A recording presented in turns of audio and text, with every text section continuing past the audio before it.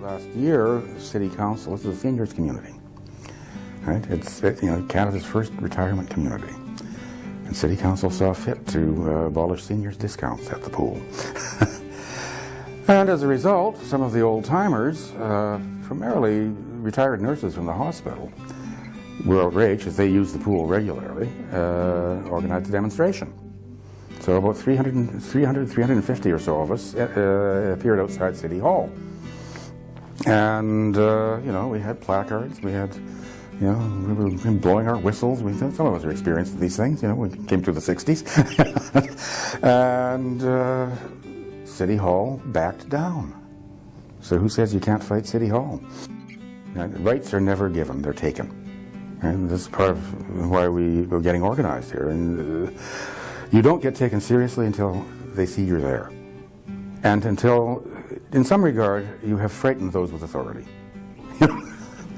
Right? You don't get very far by begging or by asking. And that's been one of the big lessons in my life. Nobody with power or authority is going to be nice to people unless they have to be. So you have to make them be nice.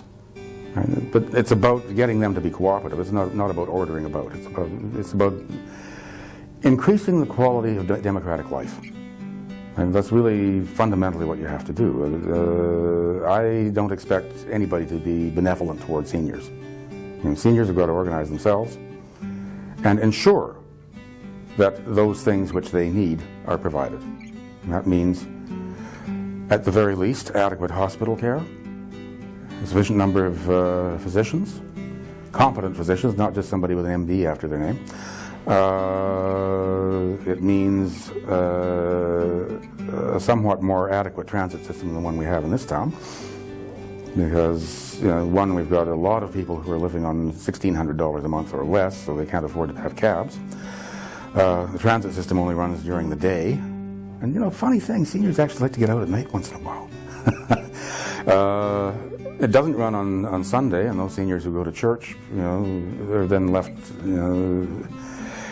either having to find a ride with a friend or just not going. And I would suggest as well that if you're in a seniors community, then all recreational facilities should be available for free. Everything. No users fees at all. Our fight last fall was over, or last winter was over, user fees. An increase in user fees, but to me, the user fee itself should be done away with. Right? It's a matter of public health. Right? Make recreation available for free, and you will reduce your overall healthcare system costs. The same holds for things like the learning and retirement courses, which when I started taking those courses, they were around $20, $25, which for some people would be prohibitive, but for most of us at least, it was a reasonable fee. I offered to teach a course this year, and it turned out they wanted to charge $70. Well, I wouldn't pay $70 to take a course from me on a non-credit basis, so why should anybody else? Right? Those things should be free. And again, this is a matter of public health. Right? If you keep people's minds active, they're much less likely to fade into dementia. Don't wait until you're 65. Right? Truly, all of this fuss about mandatory retirement and how you shouldn't have it really bothers me. Because what it's going to mean is that people are going to hang in there until they're thrown out. And so they'll end their working days not with dignity, but in humiliation.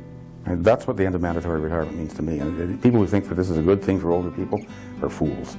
I've just seen too many people humiliated.